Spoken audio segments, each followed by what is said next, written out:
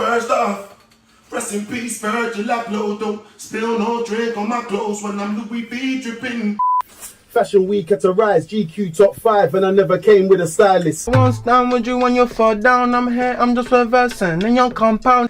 My love for you's habitual, yeah. You's habitual, yeah.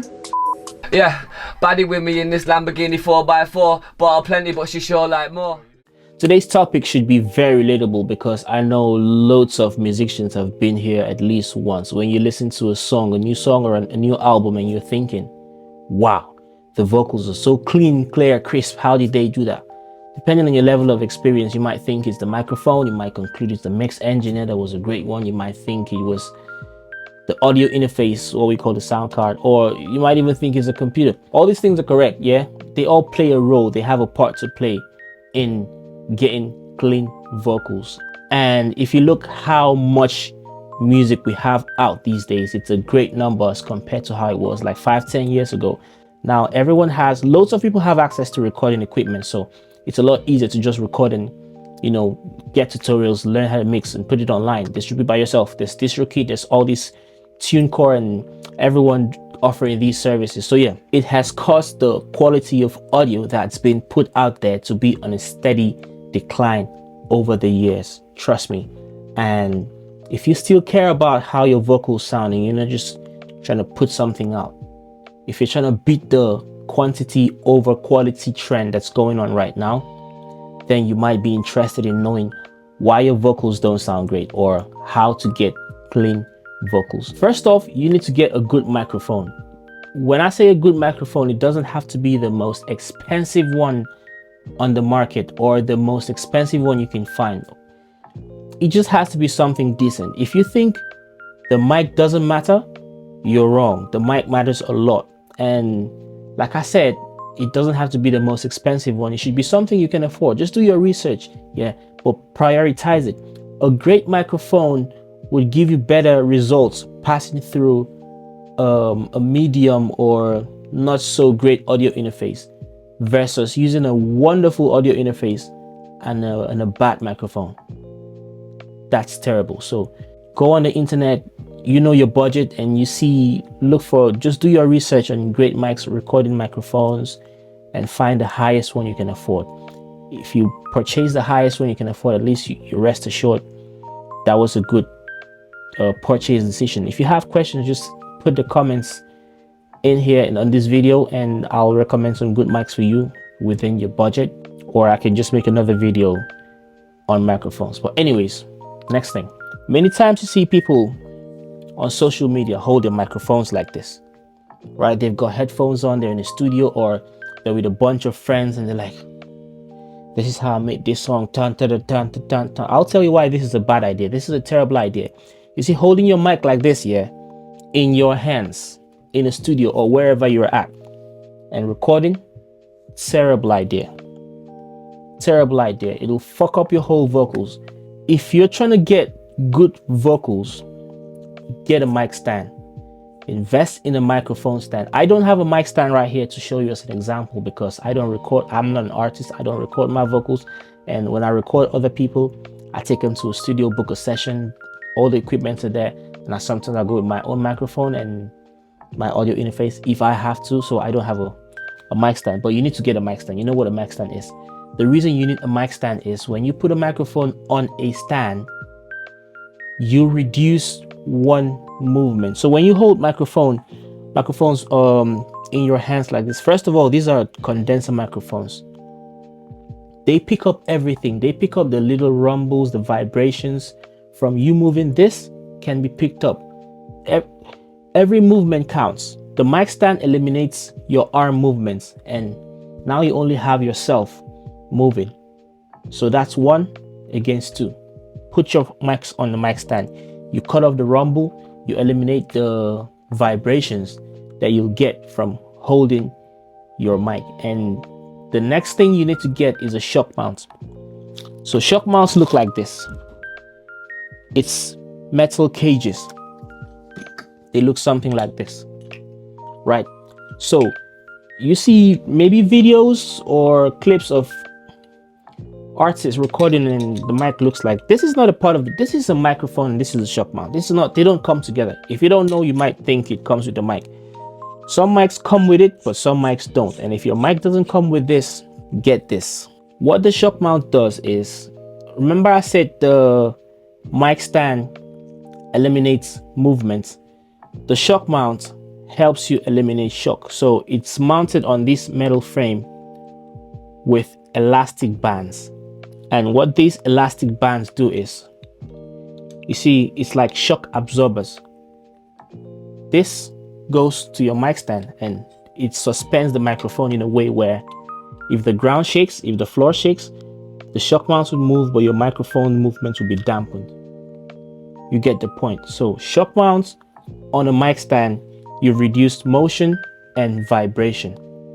And the next thing you want to get is pop filter. This goes on here like this. And the reason you need a pop filter is when you sing and you say words with S that contain S's and T's, the sharp sounds are eliminated by the pop filter, and you say words that have P's in them. There's plosives in there. Pop filters help you get rid of sibilants and plosives. The P brings out a ball of air from your mouth, hits the microphone, and that's unpleasant. When you're mixing, you can't really fix that in post. So get a pop filter. Like I said, depending on the type of microphone you have, it might come with all of these. Some microphones won't come with all of these, but if your mic didn't come with these, you need to get one. They're pretty cheap depending on where you are. Shock mount now, pop filter. The next tip is you gotta record in quiet places. You need to record in a quiet room, preferably a padded studio, a studio with proper acoustic treatments. But I know for a fact it's not every time that we have access to properly treated rooms, and you might have to record in your room. And in a case like that, just make sure your room is as quiet as possible. Turn off the fan, turn off your AC, turn off your computer, silence other computers that you're not recording with, silence your phone. If you've got chains on, take them off, because the clanging of your chain comes into the microphone. These microphones are very sensitive. They pick up any sound in the vicinity. And you're recording headphones as well. Record with closed back headphones, not open back headphones. I made a video about headphones. It's on my channel right now, and I explained what those are. So yeah, get a closed back headphone and turn the volume down while recording to a point where only you can hear it, but it's not leaking out of the headphones to the mic. If you're listening to music so loud on your headphones and it's coming into the microphones, that's difficult to separate while mixing. And sometimes people have the habit of recording with the monitors on. That's terrible. You should never do that. If you don't have a pair of headphones, just don't do it. Just don't do it. Try not to record vocals in a room with the monitors playing. That's terrible. That's very bad.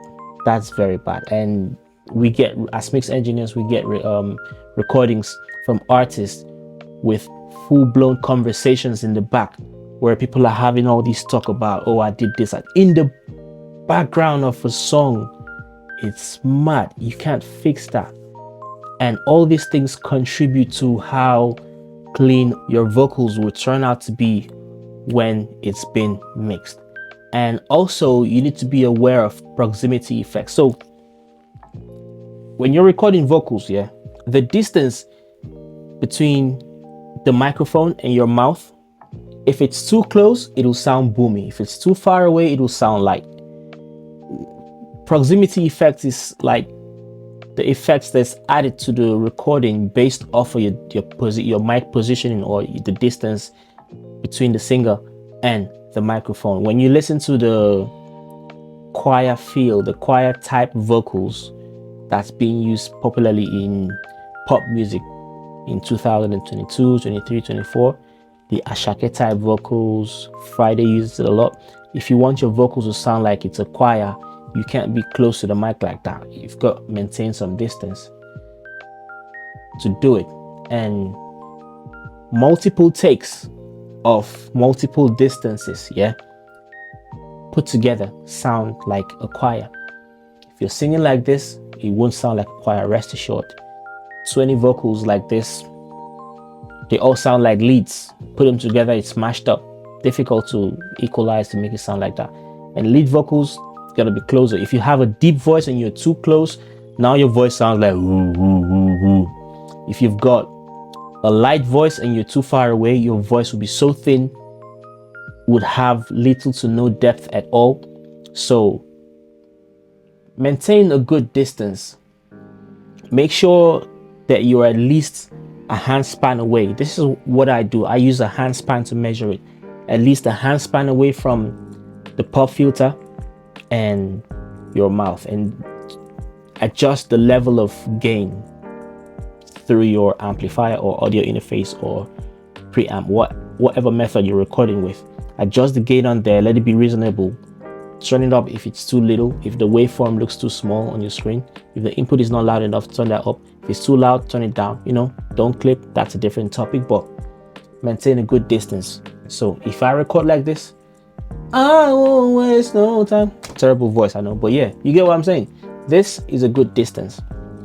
This, depending on how loud I'm singing, might be a good distance. If I'm singing low, it might be okay. But if I'm screaming at this level, that's too crazy. So if you're screaming, if you're about to shout, push the microphone away. And if you're singing calmly and gently and softly, you should be closer. Anyways, that's it for proximity effects, and put that into consideration. Also note that if you're recording a song and you have to, for some reason, stop recording and plan to continue again another day, when you come back, your voice texture is different, the feel is different, the environment is different. Sometimes the microphone might be different, or the room might be in a different room. What I'm saying is, when you record a song, you go away and you come back another day, the textures are likely to be different, and sometimes these might show up in the mix and the result might not be as great as you would like it to be. So put it into consideration.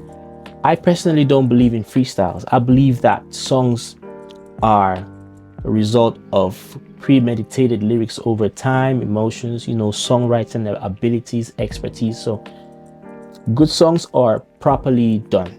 The whole freestyle thing where you just come and you trying to patch it there and you've got some left over, you come back to patch it again, patch it different days.